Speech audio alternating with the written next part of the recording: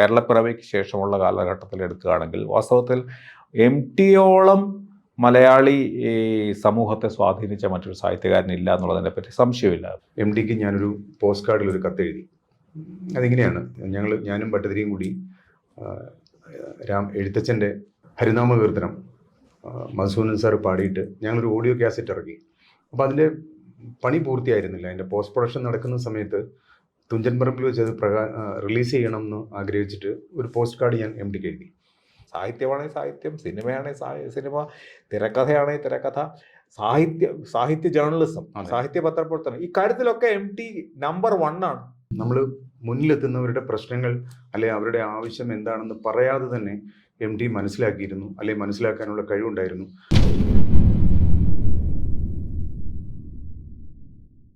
തൊണ്ണൂറുകളുടെ പകുതിയിലാണ് M T Thunchan പറമ്പിൽ ഒരു തുഞ്ചൻ ഉത്സവം നടക്കുന്ന സമയത്ത് എം ടിക്ക് ഞാനൊരു പോസ്റ്റ് കാർഡിൽ ഒരു കത്തെഴുതി.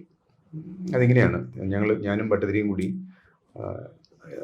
എഴുത്തച്ഛൻ്റെ ഹരിനാമ കീർത്തനം മധുസൂദനൻ സാർ പാടിയിട്ട് ഞങ്ങളൊരു ഓഡിയോ കാസറ്റ് ഇറക്കി.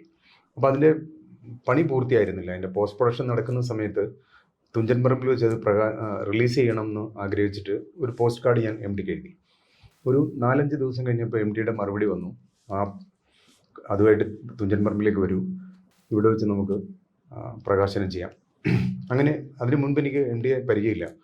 അങ്ങനെ ഞാനും എൻ്റെ ഒരു സുഹൃത്തും കൂടി തുഞ്ചൻ പറമ്പിൽ ഈ പൂർത്തിയാകാത്ത അതിൻ്റെ സ്പൂളും മറ്റു സംഗതിയായിട്ട് പോയിട്ട് ഒരു കാസറ്റ് മാത്രമേ ആയിട്ടുള്ളൂ. അപ്പോൾ എം ടി അടുത്ത് ചെന്ന് ഞങ്ങൾ കാര്യം പറഞ്ഞു.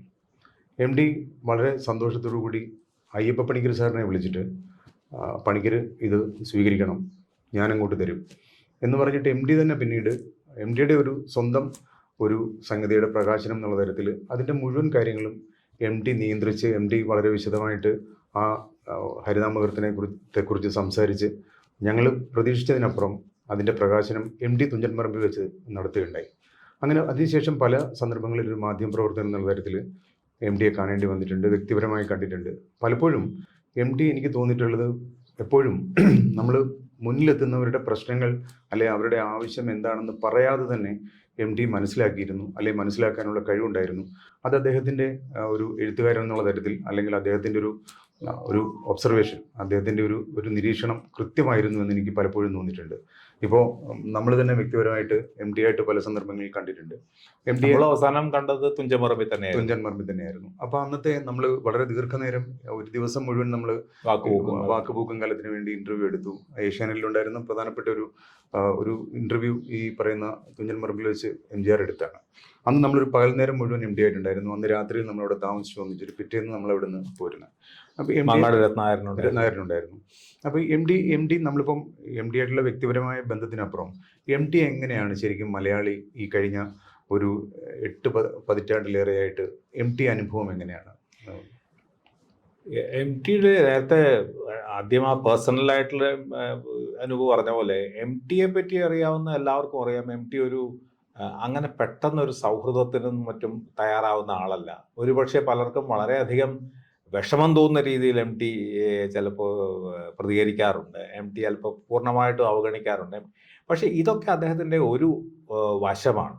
അദ്ദേഹമായിട്ട് അടുത്ത് അദ്ദേഹത്തിൻ്റെ സ്നേഹവും അദ്ദേഹത്തിൻ്റെ സൗഹൃദവും ലഭിക്കുന്നവർക്ക് വളരെ ആഴത്തിലുള്ള, വളരെ ദൃഢമായിട്ടുള്ള ഒരു സൗഹൃദം ഉറപ്പായിട്ടും അദ്ദേഹത്തിൽ നിന്ന് ലഭിക്കും.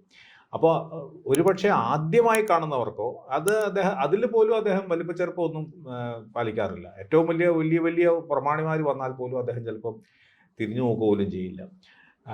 ഞങ്ങൾക്ക് ഒരു ആദ്യം ഞാൻ MTയെ മാതൃഭൂമിയിൽ വെച്ച് കാണാൻ പോയ ഒരു സമയമുണ്ട്. അപ്പോൾ അദ്ദേഹത്തിന് മാതൃഭൂമി, ഞങ്ങളൊക്കെ വളരെ അന്നത്തെ ജൂനിയർ ആയിട്ടുള്ള ഞാനും എൻ്റെ സഹപ്രവർത്തകനായ ജ്യോതിർ ഘോഷും, ഞങ്ങൾ രണ്ടുപേരും അന്ന് ട്രെയിനികളാണോ അത് കഴിഞ്ഞ് മറ്റോ ആയിട്ടുള്ളൂ. അന്ന് MT ഞങ്ങൾ മാതൃഭൂമി ജോയിൻ ചെയ്യുമ്പോഴേക്കും MT മാതൃഭൂമി വിട്ടിരുന്നു. മാതൃഭൂമി ആഴ്ചപ്പതിപ്പിൻ്റെ ചാർജ് വിട്ടിട്ട് അപ്പോൾ പകരം ഗോവിന്ദനുണ്ണിയാണ്, VR ഗോവിന്ദനുണ്ണിയാണ് വീക്ക്ലിയുടെ ചാർജ് വരുന്നത്. അപ്പോൾ ഞങ്ങൾ മാതൃഭൂമിയുടെ തിരുവനന്തപുരത്ത് എഡിഷൻ ജോലി ചെയ്യുന്ന സമയത്ത് വാസ്തവത്തിൽ ജോയിൻ ചെയ്യുന്നതിന് കുറച്ച് മുമ്പ് അദ്ദേഹം പോയി. പക്ഷെ ഏതാനും വർഷങ്ങൾക്ക് ശേഷം അദ്ദേഹം വീണ്ടും മാതൃഭൂമിയിൽ അദ്ദേഹം വീക്ക്ലിയുടെ ചാർജ് ചെയ്തത്. അപ്പോൾ ഒരിക്കൽ എറണാകുളത്തോ കോഴിക്കോട് വെച്ചാണെന്ന്, കോഴിക്കോട് ഒരു മീറ്റിങ്ങിന് പോയപ്പോൾ ഞാനും ഘോഷും കൂടെ, ഗോവിന്ദനുണ്ണിയാണ് ഞങ്ങളെ കൊണ്ടുപോകുന്നത് പരിചയപ്പെടുത്താൻ. അദ്ദേഹത്തിന് മുറി പോയപ്പോൾ പതിവ് പോലെ MT ഒരു എന്തോ വായിച്ചുകൊണ്ടിരിക്കുന്നുണ്ട്, കയ്യിലൊരു ബീഡി കത്തുന്നുണ്ട്. ഞങ്ങൾ വന്നപ്പോൾ മുഖത്ത് നോക്കിയോന്ന് തന്നെ സംശയം, ഇരിക്കുന്നുള്ള മട്ടിൽ എന്തോ തലയൊന്ന് കുലുക്കി കാണിച്ചു. ഇന്ന ആൾക്കാരാണ് ഇവര് എന്ന് പറഞ്ഞ് ഗോവിന്ദനുണ്ണി പരിചയപ്പെടുത്തി കഴിഞ്ഞാൽ അദ്ദേഹം വീണ്ടും അദ്ദേഹത്തിന്റെ വായനയിലേക്ക് തിരിച്ചുപോയി. ഞങ്ങൾ ഒരു 2-3 മിനിറ്റ് നേരം അവിടെ ഇരുന്നിട്ട് തിരിഞ്ഞുപോയി. പിന്നെ അതിലൊരു വലിയ അത്ഭുതമൊന്നുമില്ല, കാരണം MT ഇങ്ങനെയുള്ള ഒരു രീതിയിലാണ് MT എല്ലാവരുമായിട്ട് പെരുമാറുന്നതെന്നൊക്കെ ഞങ്ങൾക്ക് അറിയാവുന്നതാണ്. ഞങ്ങളൊക്കെ ഈ പറഞ്ഞ പോലെ നമ്മുടെ തലമുറ അദ്ദേഹത്തിന്റെ ആരാധകരായിട്ട് വന്നതാണ്. പിന്നെ ആരാധകർക്ക് ഉണ്ടാവുന്ന ആ ഒരു വിഷമവും തോന്നിയില്ല. എന്നാലും MT പിന്നീടാണ് അദ്ദേഹം എന്തുകൊണ്ടാണ് അങ്ങനെ ഒരു പെരുമാറിയത്. പിന്നീട് പക്ഷെ പലതവണയായിട്ട് അദ്ദേഹത്തെ പലതവണ ഞാൻ കാണുകയും ഇന്റർവ്യൂ ചെയ്യുകയും ഒക്കെ ചെയ്തു. ഞാൻ മാതൃഭൂമി വിട്ടതിന് ശേഷമാണ് കൂടുതലും അദ്ദേഹത്തിന് ഒരു അടുപ്പമുണ്ടായിരുന്നത്. ഇന്ത്യൻ ടുഡേ ആയിരുന്ന സമയത്തുമൊക്കെ അദ്ദേഹത്തെ പിന്നെ നേരിൽ കണ്ടു. അപ്പൊ ആ ദിവസത്തെ ആ ഒരു പ്രത്യേക സമയത്തെ ഒരു സന്ദർഭത്തിന്റെ പ്രത്യേകത കൊണ്ടാണോ എന്ന് എനിക്കറിഞ്ഞു. അതുകൊണ്ട് അന്ന് പിണങ്ങിയിരുന്നെങ്കിൽ ഞാൻ വിചാരിച്ചാൽ അദ്ദേഹം ഇങ്ങനെ ആയിരിക്കുന്നു. പക്ഷെ പിന്നീട് പലതവണ കാണുമ്പോഴൊക്കെ ആ ഒരു മറ്റൊരു MT ആയിരുന്നു. കൂടുതൽ സൗഹൃദത്തോടെയും സ്നേഹത്തോടെയും ഒക്കെ പെരുമാറുന്ന പറഞ്ഞാൽ അപ്പോഴും പ്രകടനപരത തീരെയില്ല. അദ്ദേഹം ഒരു സ്നേഹപ്രകടനമൊന്നും കാണിക്കില്ല. പക്ഷെ നമുക്ക് അതിന്റെ ആഴം നമുക്ക് മനസ്സിലാവുന്ന ചില നിമിഷങ്ങളുണ്ടാവും. അപ്പോൾ അദ്ദേഹത്തിനെ പറ്റിയുള്ള ഈ പൊതുധാരണ, അദ്ദേഹം ഒരു അഹങ്കാരിയും ധിക്കാരിയും വലിയ ഒരു സാഹിത്യകാരൻ, ഏറ്റവും നമ്മുടെ തലമുറ കണ്ട ഏറ്റവും വലിയ സാഹിത്യകാരനൊക്കെ ആയതുകൊണ്ട് അദ്ദേഹത്തിന് അതൊക്കെ അങ്ങ് അംഗീകരിക്കപ്പെട്ടിട്ടുണ്ട്. പക്ഷേ അദ്ദേഹം വാസ്തവത്തിൽ അങ്ങനെ ഒരാളായിരുന്നില്ല. അദ്ദേഹം ഇങ്ങനെ വലിയൊരു താരമൊക്കെ ആവുന്നതിന് മുമ്പും അദ്ദേഹം ഇങ്ങനെയൊക്കെ തന്നെ ആയിരുന്നു. അദ്ദേഹത്തിന്റെ ഒരു പ്രത്യേക ജീവിതത്തിന്റെ ചില പരിക്കൻ അനുഭവങ്ങളിൽ നിന്ന് അദ്ദേഹം അങ്ങനെ ആയി മാറിയതാണെന്ന് അദ്ദേഹം തന്നെ ഒരിക്കൽ പറയുകയും ചെയ്തിട്ടുണ്ട്. അതൊക്കെ കൊണ്ടാവും. മലയാളിയെ സംബന്ധിച്ചിടത്തോളം പ്രത്യേകിച്ച് സ്വാതന്ത്ര്യ സമരത്തിന് ശേഷമുള്ള അല്ലെങ്കിൽ കേരളപ്പിറവിക്ക് ശേഷമുള്ള കാലഘട്ടത്തിൽ എടുക്കുകയാണെങ്കിൽ വാസ്തവത്തിൽ MTയോളം മലയാളി സമൂഹത്തെ സ്വാധീനിച്ച മറ്റൊരു സാഹിത്യകാരൻ ഇല്ല എന്നുള്ളതിനെ പറ്റി സംശയമില്ല. ഇപ്പോൾ വലിയ സാഹിത്യകാരന്മാർ തീർച്ചയായിട്ടും അതിന് മുമ്പുള്ളവരുണ്ട്. ഇപ്പോൾ തകഴി, ബഷീർ, ദേവ് എന്ന് പറയുന്ന ആ ഒരു ത്രിമൂർത്തികൾക്ക് ശേഷം വാസ്തവത്തിൽ നമ്മൾ ഈ ആധുനിക കാലത്തേക്ക് വന്ന വികെന്റെയും മാധവിക്കുട്ടിയുടെയും MP നാരായണപിള്ളയുടെയും അങ്ങനെ വിജയൻ, അതിനുശേഷം വന്ന വിജയൻ, മോഹൻ, ഇങ്ങനെ വരുന്ന ഈ 60കളിൽ വരുന്ന ഒരു അത്യന്താധുനിക സാഹിത്യകാരന്മാരുടെയും പുരോഗമന അല്ലെങ്കിൽ പുരോഗമന സാഹിത്യത്തിൻ്റെ ജീവൽ സാഹിത്യത്തിൻ്റെയും ഭാഗമായിട്ടും മറ്റും വരുന്ന ഈ രണ്ട് വിഭാഗങ്ങളെയും തമ്മിൽ കൂട്ടിയിണക്കുന്ന ഈ ആത്യന്താധുനികതയോ അത്യന്താധുനികതയാണത്, ആധുനിക എന്ന് പറയാൻ പറ്റില്ല, അസ്തിത്വ ദുഃഖം ഇതുപോലെയുള്ള പുതിയ ആഗോള പ്രശ്നങ്ങളുമായിട്ട് ബന്ധപ്പെടുന്ന ഒരു സാഹിത്യത്തിന്റെ ഉദയമാണല്ലോ നമ്മൾ കാണുന്നത്. അപ്പോൾ ഈ സമഷ്ടിയുടെ പ്രശ്നങ്ങളിൽ നിന്ന്, സമൂഹത്തിന്റെ പ്രശ്നങ്ങളിൽ നിന്ന് വ്യക്തിയുടെ ആന്തരിക വ്യഥകളിലേക്ക് പോകുന്ന ആ ഒരു യാത്രയുണ്ട് മലയാള സാഹിത്യത്തിന്റെ. ആ യാത്രയിൽ വാസ്തവത്തിൽ ഈ രണ്ട് വിഭാഗങ്ങളുടെയും ഇടയിൽ നിൽക്കുന്ന ഒരു ബ്രിഡ്ജാണ്, ഒരു പാലം പോലെയാണ്. അതിൽ ഉറുബു അതിനകത്ത് ഒരു വശത്തുണ്ട്. അത് കഴിഞ്ഞാൽ സ്കെപ്പറ്റക്കാട്, ഇങ്ങനെ വന്ന ആ MT, അതൊരു വളരെ വാസ്തവത്തിലൊരു ഈ മധ്യമാർഗത്തിൽ കൂടെ പോകുന്നവരാണ് ഏറ്റവും ബെസ്റ്റ് ആയിട്ടുള്ള പിന്നെ ക്രിയേറ്റേഴ്സ് എന്ന് പറയാറുണ്ട്. അങ്ങനെ ആ ഒരു കസ്പിന്റെ, ഒരു അന്തരാള ഘട്ടത്തിന്റെ സമയത്തെ ഏറ്റവും വലിയ തിളങ്ങുന്ന താരമായെന്ന് മാത്രമല്ല, ഒരുപക്ഷെ ഈ മാസ് ഫോളോയിങ്, അതാണ് അദ്ദേഹത്തിനെ സംബന്ധിച്ചുള്ള ഏറ്റവും പ്രധാനപ്പെട്ട സംഗതി. ഇപ്പോൾ കവിതയിലൊക്കെ ചങ്ങമ്പുഴയുടെ കാര്യമൊക്കെ പറയുന്ന പോലെ അതുപോലെ മലയാളി മനുഷ്യനെ ഈ വർഗഭേദമില്ലാതെ അല്ലെങ്കിൽ പിന്നെ ജാതി മതഭേദമില്ലാതെ പ്രായഭേദമില്ലാതെ മലയാളിയെ ഇത്രയധികം സ്വാധീനിച്ച ഒരു സാഹിത്യകാരൻ MT പോലെ വേറെ ഒരാളും ഇല്ല എന്നുള്ളതിനെ പറ്റി ഇവിടെ വളരെ പ്രസക്തമായ ഒരു കാര്യം. MT ഇപ്പോൾ മുമ്പേ പറഞ്ഞ പോലെ തകഴി, ബഷീർ, ഉറൂബ്, കേശവദേവ്, SK പൊറ്റക്കാട്, ഈ ഒരു ഉന്നത ശീർഷരായ എഴുത്തുകാർക്ക് ശേഷം വന്ന ആള് എന്നുള്ള തരത്തിൽ അതിനുശേഷം ആധുനികത മലയാളത്തിൽ ഏറ്റവും ശക്തമായിരുന്ന കാലത്തും MT എന്ന എഴുത്തുകാരൻ അല്ലെങ്കിൽ MT എന്ന വ്യക്തി അദ്ദേഹത്തിന്റെ നിലപാട് കൊണ്ടും അദ്ദേഹത്തിന്റെ എഴുത്തുകൊണ്ടും MT ഇതിന് ഏതൊക്കെയോ അർത്ഥത്തിൽ MT എപ്പോഴും വായനക്കാരുടെ മനസ്സിൽ വളരെ ഉന്നതമായ ഒരു സ്ഥാനത്തായിരുന്നു. അതിന്റെ കാരണം തീർച്ചയായിട്ടും MT സൂക്ഷിച്ച ഒരു വ്യക്തിപരമായ ഒരു ഇന്റഗ്രിറ്റി അല്ലേ ശരിക്കും. എഴുത്തുകാർ പലപ്പോഴും നമ്മൾ കണ്ടിട്ടുണ്ട് ഈ പക്ഷങ്ങൾ അതാത് കാലത്ത് അധികാര ഘടന മാറുന്ന സമയത്ത് പക്ഷം മാറുന്ന എഴുത്തുകാർ, അങ്ങനെയുള്ള പല രീതിയിലുള്ള എഴുത്തുകാരെ നമ്മൾ കേരളത്തിൽ കണ്ടിട്ടുണ്ട്. പക്ഷെ MT അങ്ങനെയുള്ള യാതൊരു തരത്തിലുള്ള സന്ധി ചെയ്യലുകൾക്കും തയ്യാറാവാതെ എഴുത്തിൽ മാത്രം വിശ്വസിക്കുകയും അത് ശരിക്കും മലയാളി വേറൊരു തരത്തിലാണ് കാണുന്നത് എന്നുള്ള ബോധ്യം ഉണ്ടായിരുന്നില്ലേ? തീർച്ചയായിട്ടും ആ നല്ല അർത്ഥത്തിൽ ഇപ്പൊ ചിലർക്ക് രാഷ്ട്രീയമായിട്ടുള്ള സാമൂഹ്യമായിട്ടും ചില നിലപാടുകൾ സ്വീകരിക്കുന്നതിൽ തെറ്റൊന്നുമില്ല. പക്ഷെ അതൊരു മോശമായ കാര്യത്തില്ല, അവസരവാദപരമായിട്ടോ സ്ഥാനലബ്ധിക്ക് വേണ്ടിയിട്ടോ സ്ഥാനമാനങ്ങൾക്ക് വേണ്ടി ആവുമ്പോഴാണ് അത് മോശമാവുന്നത്. പക്ഷെ MT ഇതിലൊന്നിലും ഉണ്ടായിരുന്നില്ല. MT ഇങ്ങനെ വളരെ പ്രകടമായിട്ടുള്ള ഒരു രാഷ്ട്രീയ പ്രത്യയശാസ്ത്ര ക്യാമ്പുകളിലില്ല.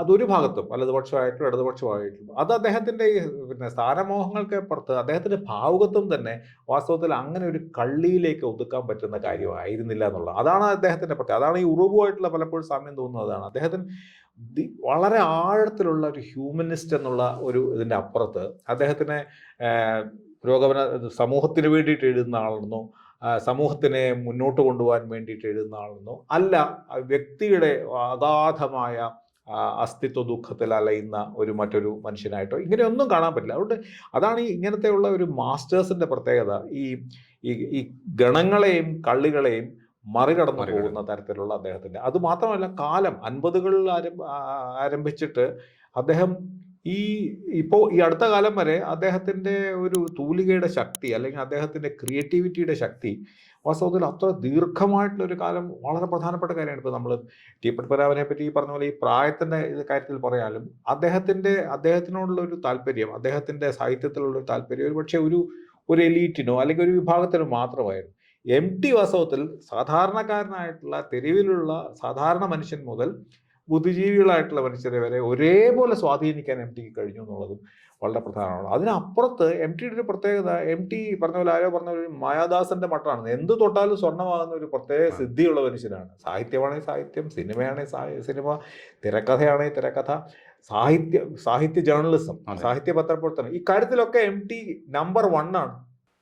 അതൊരു വളരെ പ്രധാനപ്പെട്ട, അങ്ങനെ നമുക്ക് മറ്റൊരാളില്ല. അദ്ദേഹം ആദ്യമായിട്ട് വിദ്യാർത്ഥിയായിരുന്ന സമയത്ത് എഴുതിയ കഥയ്ക്ക് തന്നെയാണ് ന്യൂയോർക്ക് ടൈംസിന്റെയും ന്യൂയോർക്ക് ടൈംസിന്റെയും ഹിന്ദുസ്ഥാൻ ടൈംസും ഒക്കെ ചേർന്ന സമ്മാനം കിട്ടുന്നു. ആദ്യത്തെ നോവല് പിന്നെ 4 കെട്ട് വാസ്തവത്തിൽ കേരള സാഹിത്യ അക്കാദമി അവാർഡ് കിട്ടുന്നു. മുറപ്പെട്ട് ആദ്യം തിരക്കഥ എഴുതിയ സിനിമയ്ക്ക് അന്നത്തെ സിൽവർ മെഡൽ കിട്ടുന്നു.